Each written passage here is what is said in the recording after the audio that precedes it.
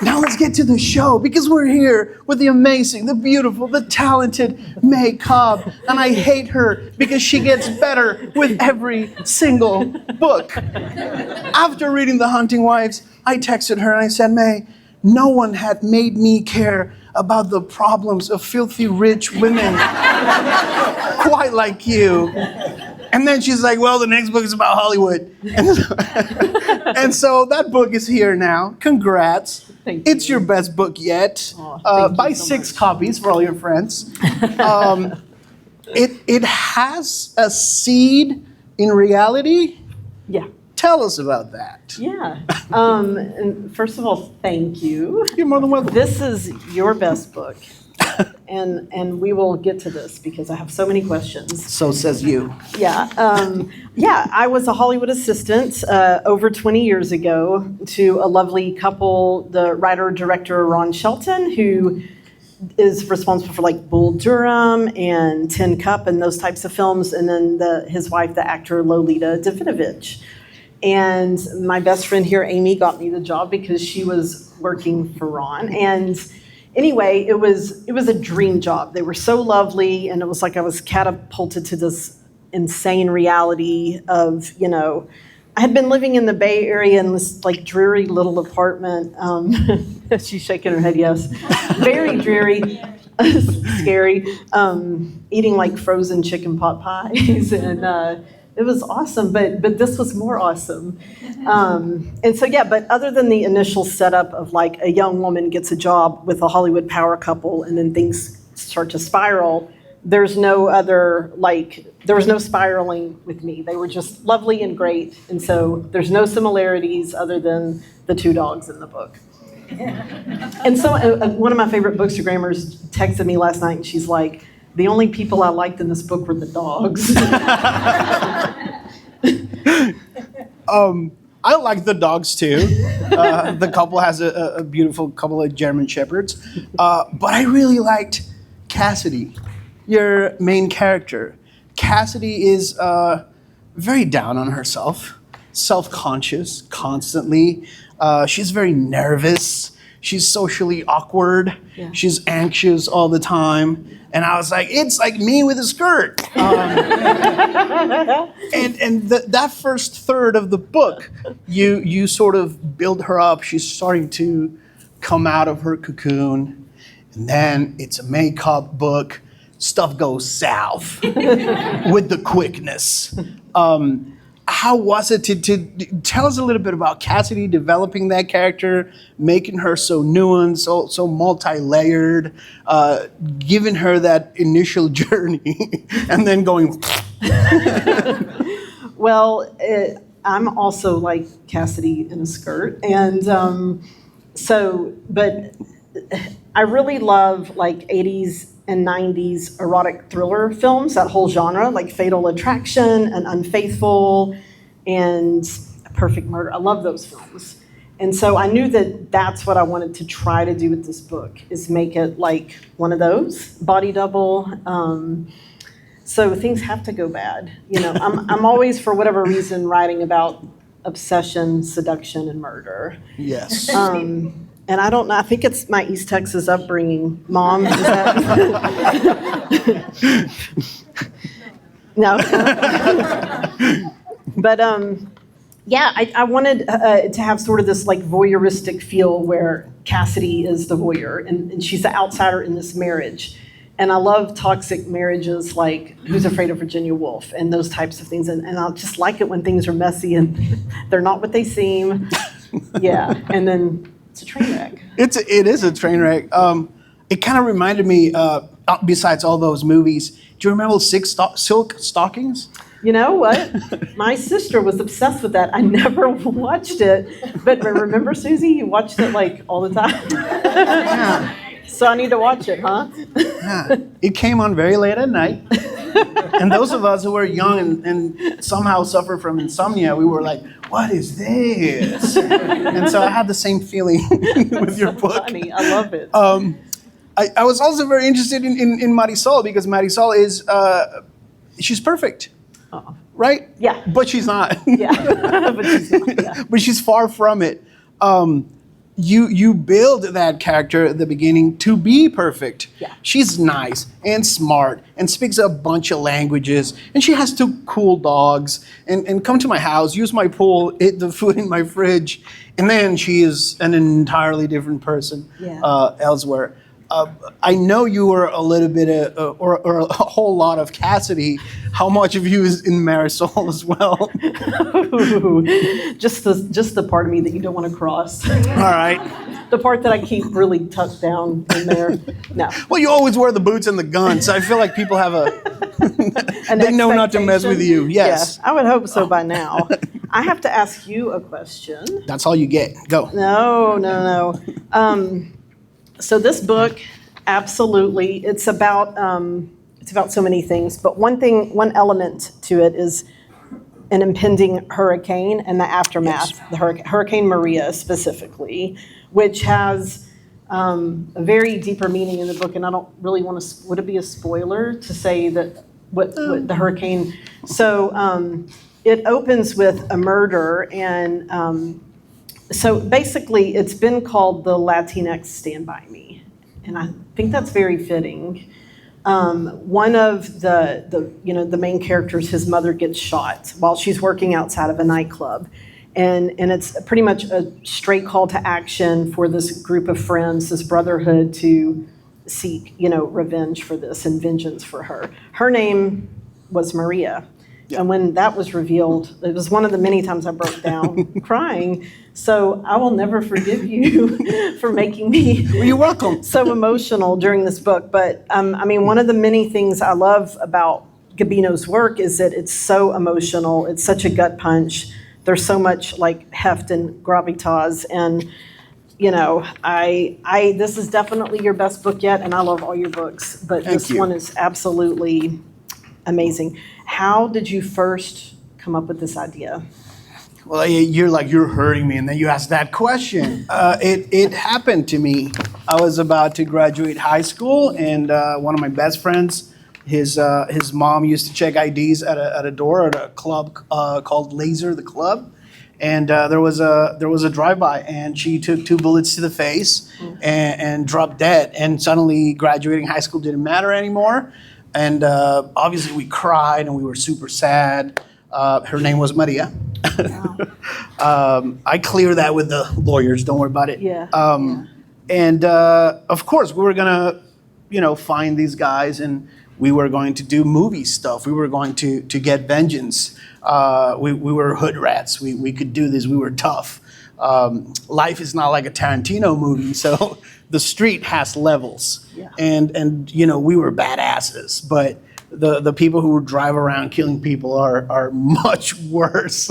So we never found them, and this was probably the summer of 1999. I already aged myself with silk stocking. So we tried. We looked around. We asked some questions. It never went anywhere. But I started thinking, what if we had managed to get some info? How far would we take it? Mm-hmm. And then I wanted to write that novel, but I didn't have the chops. And then with the success of Devil Takes You Home, I was like, I feel like I don't have the chops yet, but they're way better than they were in 1999. So now's the time to bring the story to life and to let me and my friends have the vengeance that we wanted. And that's how it was born. It was not a fun book to write, but it was fun to get it out finally. Sure. It was cathartic. Yeah. Yeah. Have your friends read it? No, my friends are not readers.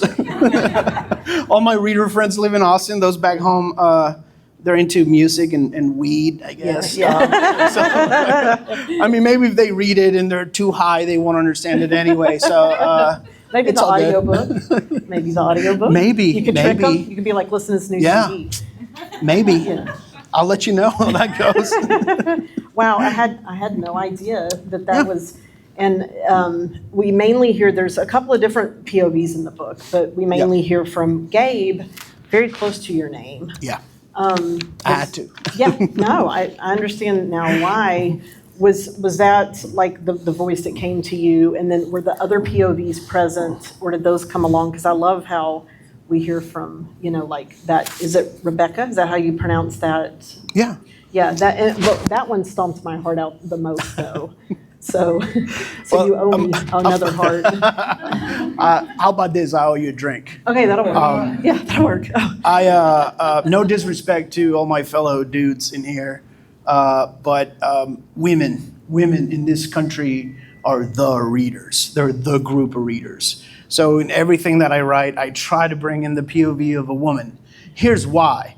I'm the exact opposite of feminine. So if I can nail a woman, right, and then you read it and you don't tell me you botched it, then I feel like that book actually works. Like I managed to write the POV of a woman, and she was not, that joke like breasting tiddly down the stairs or whatever it is. I know some of y'all been to that website. So every single time I have to do that, and women are special creatures. They have a sight that we don't have. So the boys are outside being dumb boys, which is what we do best.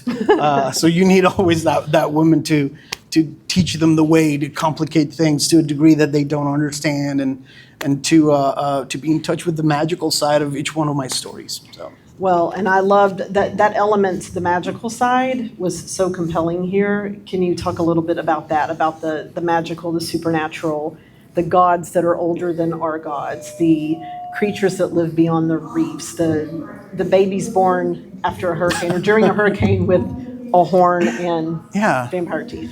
I can do that, but that's your last question, because I feel like you're trying to take over. This is about you. This is your show. It's about us. I grew up in Puerto Rico, born and raised, lived there the first 25, 26 years of my life. And Puerto Rico is at the center of the world in terms of syncretism. Like we have Jews and Christians and all of those, the standards. We have all the standards, but we have a lot of folks from Jamaica who are Rastafarian, and we have Voodoo, and we have Santeria, and we have Palo Mayombe, and we have all of these other wonderful religions. If you grow up immersed in that, you don't doubt any of them. It's like, all right, whatever your grandma tells you that is real, then that's real. And I like to bring all of that stuff into my books. And in this case, I went through so many bad storms, and our power grid is awful. My parents still live on the island. They haven't had Monday through Sunday of power since Maria happened. So try to imagine that. It's been a couple of years now. They still haven't had a whole week of power. Wait, still? Still, yeah. Every single week you have 1 to 2 days or 2 to 3 afternoons or mornings where the power is gone because they're trying to fix something. Stories, I love crime, but my first love was horror as a child. Here we are. This is after this? You have to tell your origin story. You have to. The origin story. No, I'll save that for the movie. I like to talk about those things. I like to talk about magic, about certain things. And when I started reading horror, I read a lot of Lovecraft. Many of you have probably read Lovecraft before. And then with growing up came realizing that he was a little bit problematic. His cat's name, his thing with, anti-Semitism, his racism. And I was like, if there's one way to make that man angry in the grave, because I've already bought all the books, so he had my money even though he was dead. Let me make Lovecraftian mayhem as brown and as queer as possible. And so in this book, I was like, all right, I have a good publisher who's not gonna drop me for pissing people off, so let me go ahead and do that. Let me bring Taino mythology with Huracan. I don't know if y'all are into languages, but hurricane comes from the word huracan, which the Puerto Rican Tainos invented for storms. So it was also the bad god. It was their Satan, their devil, because he came and destroyed everything and killed animals and broke down their shelters and stuff. So I wanted to mix all of that and make my own mythology, because if we're not creating something new, then we're just rehashing stuff. Yeah. And I had a blast. That was the only part of the book that I was like really, really happy when I was writing it. The rest was depressing. No, it's not. It's Yeah. not. It's so propulsive. Like, yes, it's emotionally heavy, but it's not, I wouldn't say depressing. It's gut-wrenching, but it's also so hopeful, and it's like, but yeah, I have to. Don't look at your paper, you're done. No, I have to just, okay, you have to, the origin story. It's time. Origin story. Growing up in Puerto Rico was very weird, and my grandma had a bathroom in her tiny apartment. It was the bathroom in the hallway, and that was the bathroom for the spirits, and she kept all her candles lit there. Not safe to keep candles on 24/7, but you can use that toilet or wash your hands there. She had a very syncretic mind. So I would fall down at my parents, and they would take me and, peroxide on my knee or whatever. If I fell down in my grandma's house, she had at any point in time, she had anywhere between 6 and 10 dogs. And she was lay on the floor and let the dogs lick you because their saliva heals. And I'm they were just licking their butts. Can't we do peroxide? And that was it. Moving to the States was all right, that was, all those were gone. It was there's no one's putting dead chickens outside your door. No one's asking you for a picture of someone they hate to put in water with some hair. And it was kind of boring. Yeah. So I was as soon as I moved out, I kind of wanted to stay in that world of constant magic and spirits and the realm of the dead. And so as soon as I started writing in English in 2008, I was I have to bring this into every single book. Yeah. Otherwise, I'm not being authentic. Yeah. And that's it. And that's it. Turn your paper around and you're done. Cassidy moves to Hollywood for a great gig. Yeah. That her friend, not her sister, but her friend gets her. Now it's all clicking. But ultimately, she's very alone. The friend is far away on a shoot.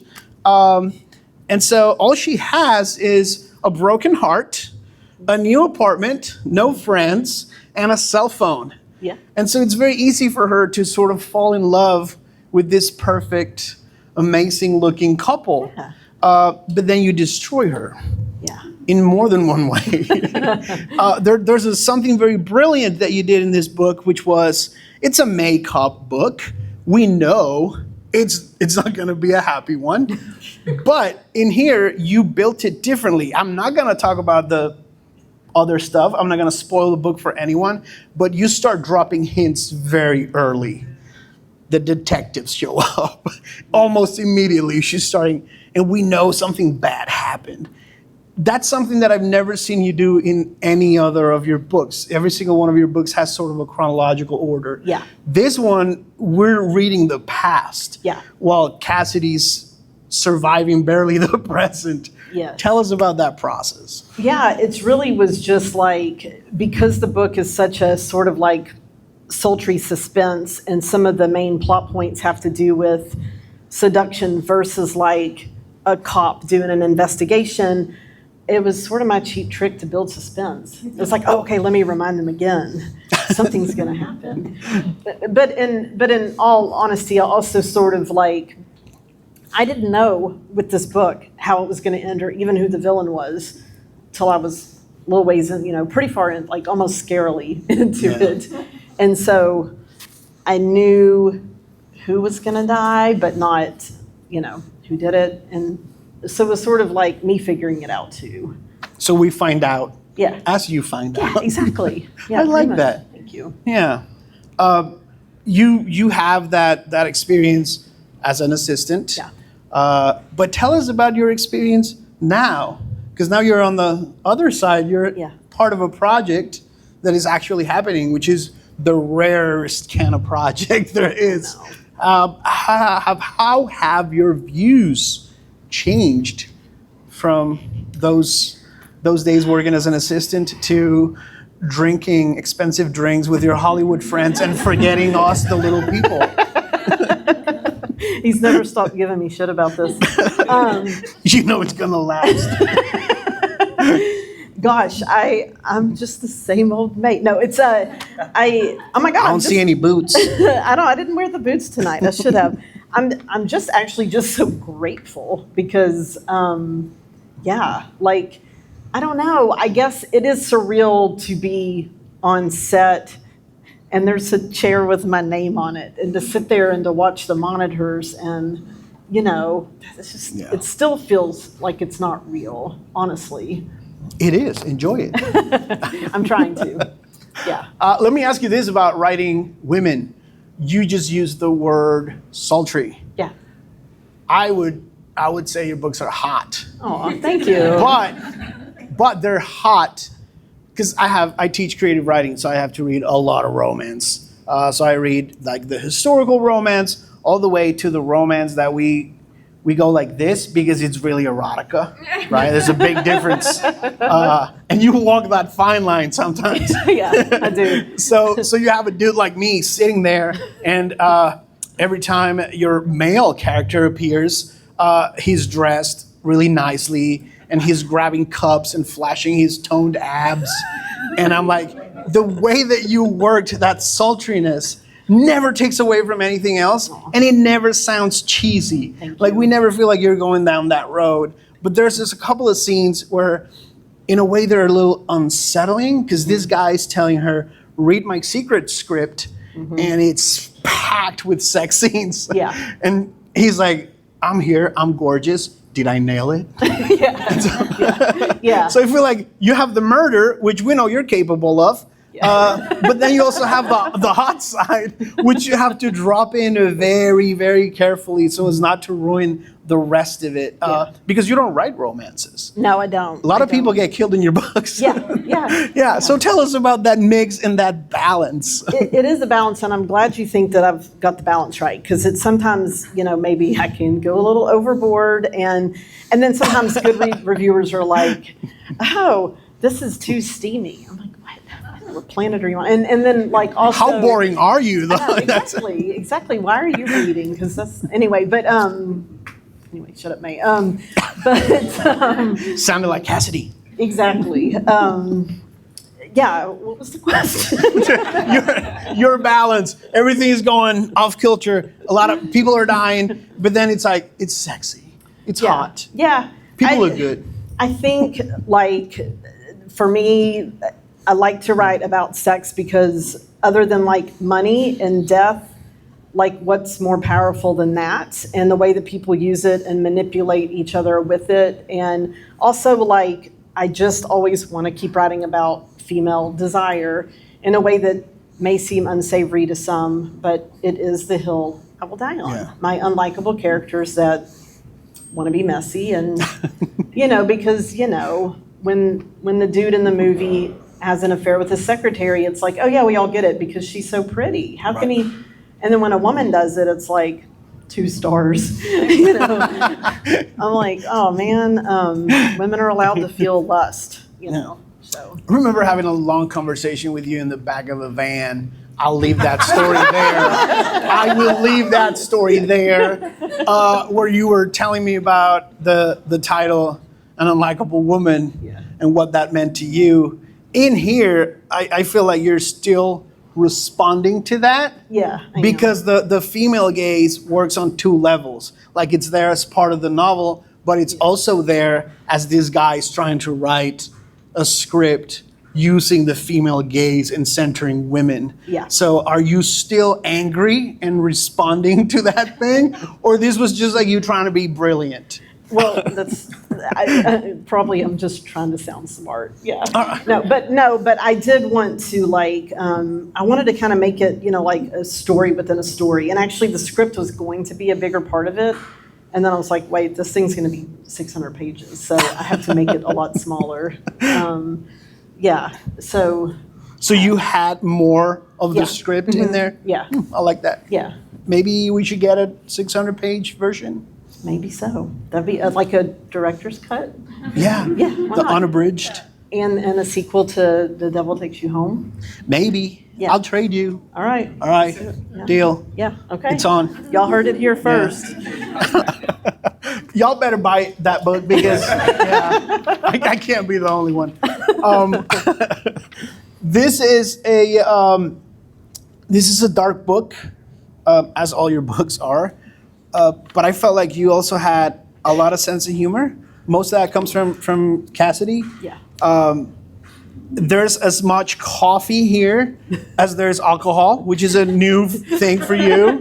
I'm trying to mature a little bit. So between the hot dude and the hot script and all the coffee from the fancy machine and all the booze and all the affair stuff happening, you were having fun. Yeah. Tell us about how much fun it was to write this book. It was a lot of fun. It was a lot of like floating in the pool with my mom and my bestie and my sister and us like talking plot. And I thought that was the Hunting Wives. well, that was that too.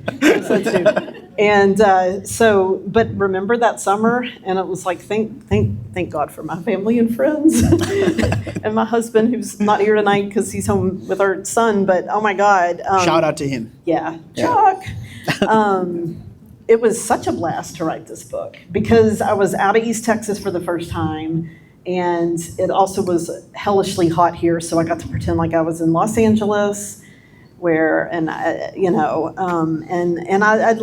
love like how noir LA can be with the winding streets and the smog that can sometimes feel like fog, and I don't know what else, just sort of the blurring of reality and fact and fiction, and yeah, I had fun with this. Yeah.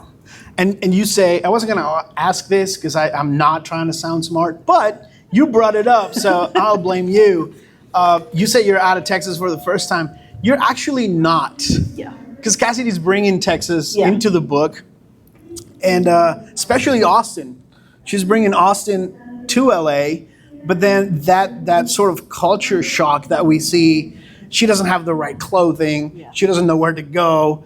It's really a book that goes deep into psychogeography. Like she's being affected by the perfect home and the pool, and she's constantly looking around, and she gets all these new, clothing. She gets an entirely new wardrobe, never entirely comfortable in it. Yeah. It's more about like, let me get this so I can text it to my friend. Yes. So you're not out of Texas. You brought Texas to LA. Yeah, you're right.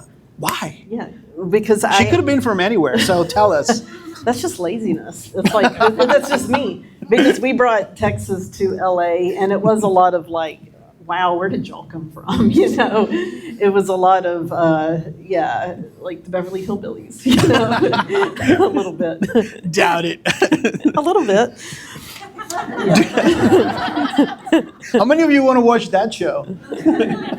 Or Green Acres, or I don't know, I don't remember. But I have a question for you, psychogeography. I saw we were done. No, we're not. So I love the way that weather, and he's responsible for all the hurricanes this season because of this book.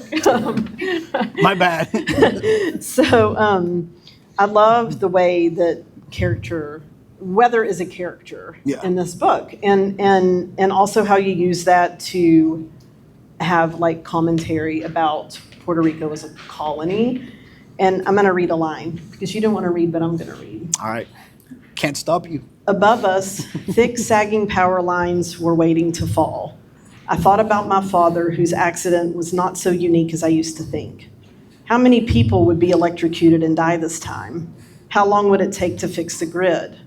I daydreamed about Natalia and me living someplace cold, where winter storms leave snow on the ground and naked branches reach up to an empty gray sky, while the power lines sleep underground like fat worms, and everyone was safe and warm at home. There's not a question, but that's damn powerful. Good, because I don't have an answer for it. So I wasn't like eating dirt, but my family wasn't wealthy when I was growing up, and so every time the hurricane was coming, the wealthy people were like, we're off to Florida. And so they would fly to Florida or New York or Chicago, any place where there's like a bunch of us Puerto Ricans. Y'all been there. And the rest of us was like, what are we gonna do? Hunker down, get the wood again and let's nail some boards to the windows. Cause like all we gotta do is sit down and wait for this thing, and we know it's going to be awful. We know we're going to have no water for more than a week. We don't know how long we're going to be without power. hospitals aren't that great. Public transportation doesn't work. So as soon as this thing hits and moves on, we're going to be alone. We're going to be just at the mercy of whatever. And then when things start opening back up, then you're desperate to go. But at the same time, you're thinking, I know 2 or 3 neighbors who are elderly and they don't have anybody. Like, should I go ask them? Am I going to be able to get food? I haven't seen ice in like a month. We've been drinking warm Cokes. And the second part of that was I've always been told you shouldn't write about the weather, right? So it's like with The Devil Takes You Home, it was like, hey, how dare you have a trans character in there? And I was like, did that make you angry? Watch me do it again. So, it's like, so when people tell me you shouldn't, so you shouldn't write about the weather, I'm like, have you ever been in a country 100 miles long by 35 miles wide after a storm where no one has power? People are panicking about not having power for the hospitals. No, the weather is a character. Yeah. So if you don't like it, don't read it. Yeah. That reminds me, I've abandoned Twitter X. The only reason I was hanging on was to follow you. You left me. But I was wasting too much time. I had to get this book finished. But you have that thing that you'll sometimes post up about, they say that my stuff's too violent, so I write more. Like, what? Yeah. Could you recite that or not? So good. Writing is a very weird thing. It's very personal. There's a bunch of writers here. It's very personal. And anytime that I do something because I want to, 50% of the people will read it and go, oh, that was awesome. I really enjoyed it. And then the other 50% will try to tell you why you shouldn't do that. Yeah. And I got tired of replying, well, you can go to Walgreens and get you some James Patterson if that's what you want. But then I got a really big publisher who publishes James Patterson. And they also publish The Wizard Lady, so I can't talk more about that.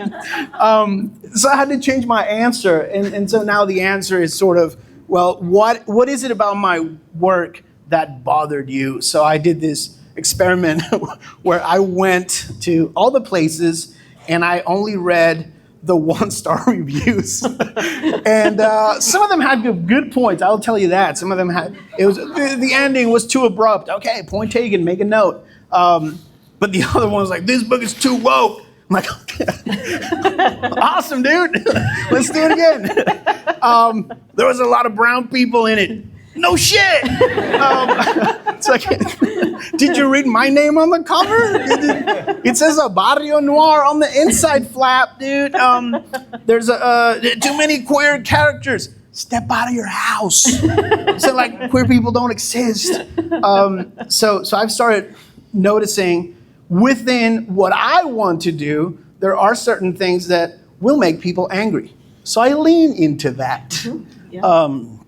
If I can write about queer folks and people of color and use the word which you used it earlier, my country is a colony, but that's a bad word. So we say Commonwealth. No, I know words have meaning and they have power. So it's a colony. I moved here and I couldn't vote for a year because I had to prove that I was worthy enough to vote by living uninterrupted in the US for 1 year. I had to go to the DMV 4 times until one smart lady was like, yeah, you give us your Puerto Rican license, we give you a Texas license. It doesn't, the other 3 people were like, nope, we can't accept that. It's a foreign driver's license. I was like, dude, I know I have an accent. It ain't that bad. Like I've been here for a while. So I'll put those things in there, and then everybody's like, you should not write about politics. Politics are everywhere. You don't like it, don't read it. And yeah. Just, Amen. Never back up. Yeah. Just go forward, go harder. Yeah. Yeah, I feel like even though we write sort of in different subgenres, we're both very unapologetic about leaning into those things. In your case, it's the unlikable woman thing. Mm-hmm. Like a lot of people read your books, and it's sort of like, why do you have women doing these things? Yeah. Women are supposed to be caring and nurturing, and you're not supposed to be in the pool boozing. You're supposed to be making sandwiches and having babies, right? And then you're like, nope, not gonna have it in any of my books. We got booze and abortions. and murder. That's a hell of a shirt, May. You need to make that shirt I was happen. about to say, that's great. I So love you it. do it too, right? Yeah. Oh, yeah, You're like, absolutely. No, it fires me up. Yeah, totally. Yeah. Totally. so now you know what to say to her on social media to get the next book. Well, I do want to ask, well, what can you talk about your first time as a writer? And I'm talking about in elementary school. Because this is the best story I've ever heard in my whole life.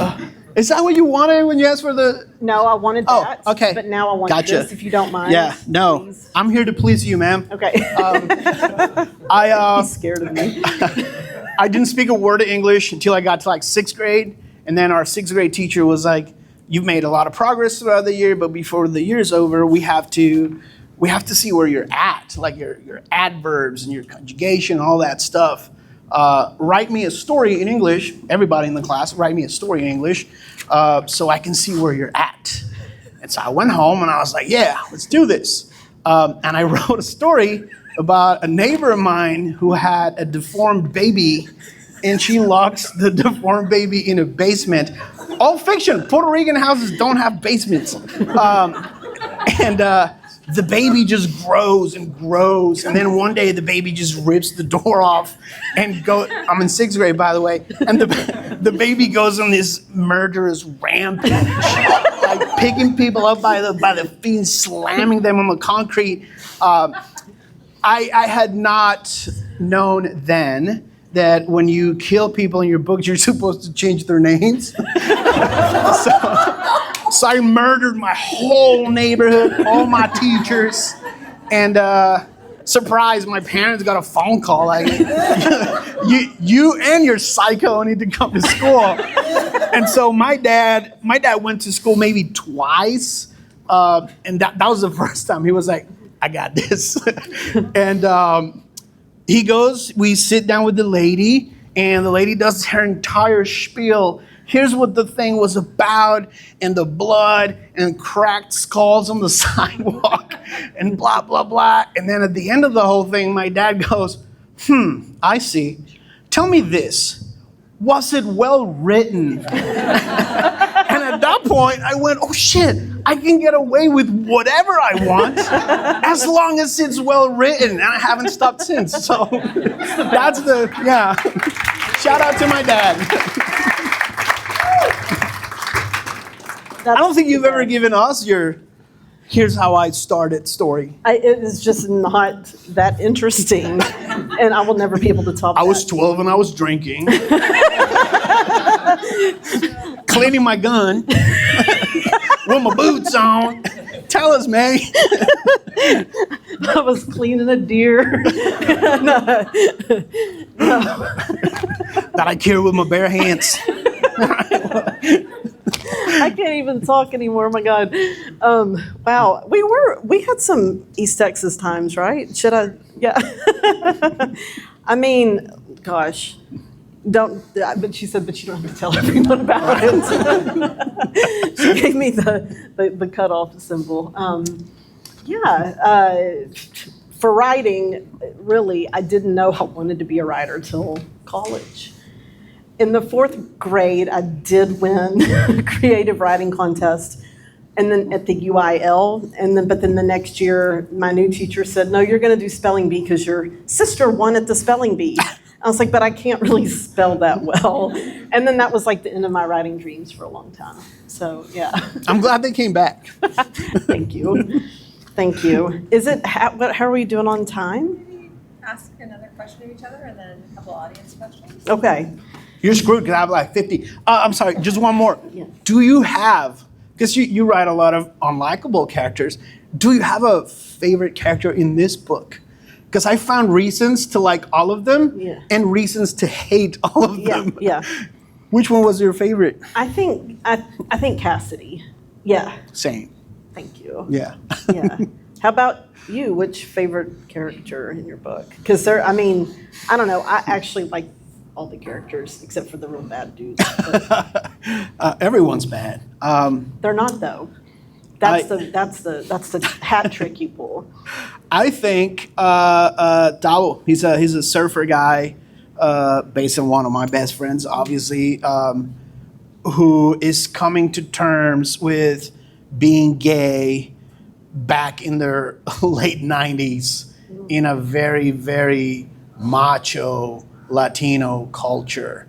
He was also about 6'2", blonde, blue eyes, which we don't have a lot of those back home. Yeah, he looked like a dude out of a magazine. He was really good at sports. He was a great surfer, and it was tough. Like that was my first. I have an uncle who's gay, but that was like my first. Oh shit, my buddy's coming out the closet, and I don't want to be disrespectful, but I'm also with my ear out because at any moment someone could say something, and then it's on. Yeah. But I shouldn't approach life that way. I should just let him be. And then writing about that was probably harder than writing about women because I've spent countless hours interviewing women and trying to nail that down. But this was like the first guy that I'm writing sort of coming out. And I was like, I fell in love with that character because it's a struggle. And it was a struggle for him in the book. It was a struggle for my friend. And it was a struggle for me to get into those shoes and be like, what will my dad say? Like, what will my friends say? So I think Tavo by far. Yeah. He's a terrific character. Yeah. Thank you. And you nailed it. To the cross. Yeah.